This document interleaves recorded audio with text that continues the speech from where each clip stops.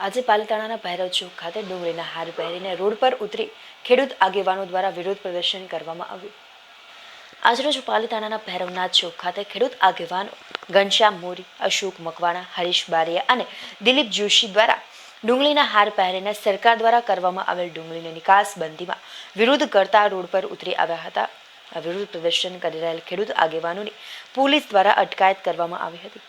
આ વિરોધ પ્રદર્શનમાં પાલિતાણા તાલુકાના ખેડૂતો મોટી સંખ્યામાં જોડાયા હતા।